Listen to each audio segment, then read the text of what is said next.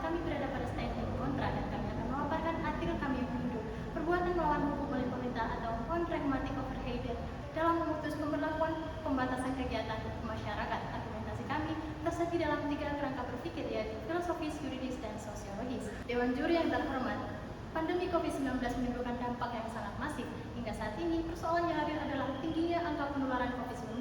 Untuk menangani persoalan tersebut, perlu adanya langkah hukum atau langkah politik guna mengontrol mobilitas sosial. Dalam hal ini, pemerintah secara hukum telah diberikan opsi kebijakan pembatasan melalui Undang-Undang Nomor 6 Tahun 2018 tentang kekarantinaan kesehatan. Namun faktanya, pemerintah enggan untuk berpedoman terhadap regulasi tersebut dan justru memilih untuk mengambil langkah hukum untuk menerapkan pemberlakuan pembatasan kegiatan masyarakat atau PPKM darurat yang mengacu pada Instruksi Menteri Dalam Negeri Nomor 15 Tahun 2021. Dewan juri yang terpelajar, PPKM darurat merupakan nomenklatur yang tidak berlandaskan pada Undang-Undang Kekarantinaan dan Kesehatan. Selain itu, secara filosofis, prinsip pembatasan hak asasi manusia seharusnya diatur melalui undang-undang sebagaimana termaktub dalam pasal 28 J ayat 2 Undang-Undang Dasar Negara Republik Indonesia tahun 1945. Tepat disadari bahwa keputusan pemerintah untuk melakukan pelaksanaan PPKM darurat merupakan tindakan melawan hukum atau unpragmatic overhead.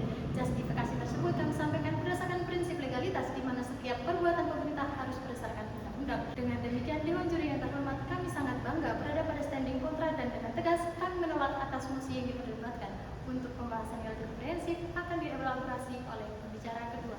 Dewan juri yang terhormat, perlu diketahui oleh kita secara bersama bahwa dalam pandangan Hans Kelsen dalam Stauffenberg teori mengungkapkan bahwa norma hukum yang lebih rendah berpegang kepada norma hukum yang lebih tinggi dan juga norma hukum yang lebih tinggi berpegang kepada norma hukum yang mendasar. Dewan juri yang terpelajar melihat permasalahan yang secara yuridis tentang kebijakan pemberlakuan pembatasan kegiatan masyarakat darurat saat ini dapat dikatakan pemerintah mengabaikan landasan fundamental daripada sistem hukum yang berlaku.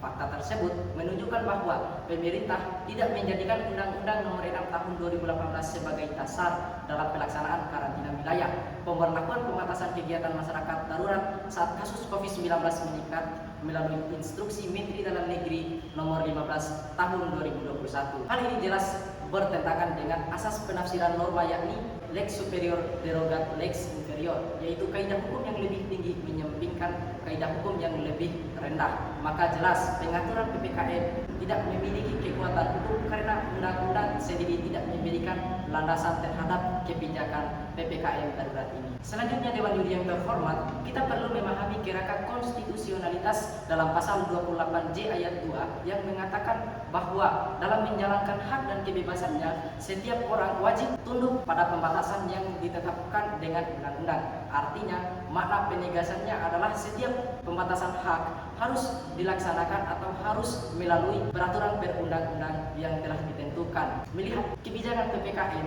yang tidak berlandaskan ketentuan pembatasan dalam Undang-Undang Kekarantinaan Kesehatan ini dapat disimpulkan sebagai perbuatan melawan hukum oleh pemerintah itu sendiri. Untuk pembahasan yang lebih komprehensif akan dielaborasi oleh pembicara ketiga.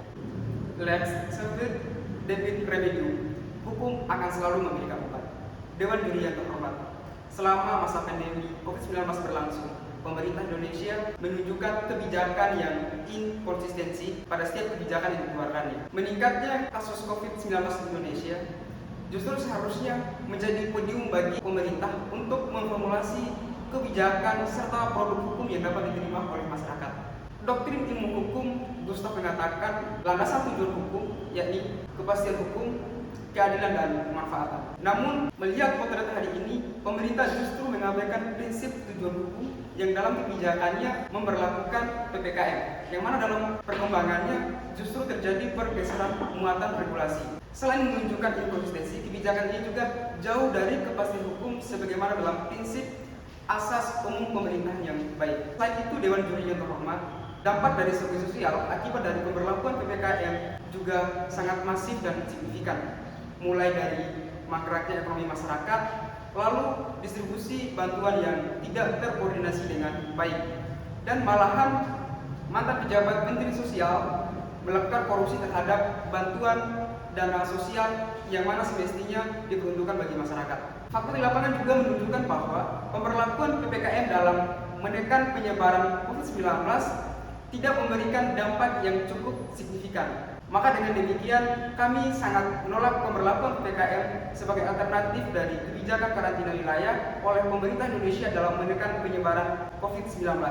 Sebagai poin kesimpulan daripada argumentasi dari tim kami pada kesempatan kali ini, maka ada beberapa hal yang ingin kami sampaikan untuk menutup daripada argumentasi kami, yaitu bahwa tindakan pemerintah dalam memutus pemberlakuan pembatasan kegiatan masyarakat merupakan perbuatan melawan hukum, sebab pemerintah tidak menjalankan legalitas sesuai dengan Undang-Undang Nomor 6 Tahun 2018 tentang kekarantinaan kesehatan yang mengatur tata laksana karantina wilayah.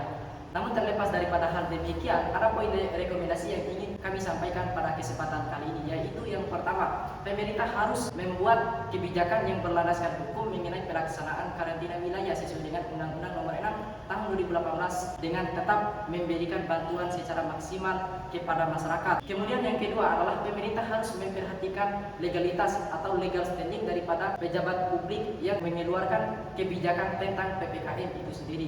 Kemudian yang ketiga adalah bahwa pemerintah harus membuka ruang yang selebar-lebarnya untuk masyarakat dapat berpartisipasi dengan baik sebagai bentuk daripada negara hukum yang menganut sistem demokrasi konstitusional.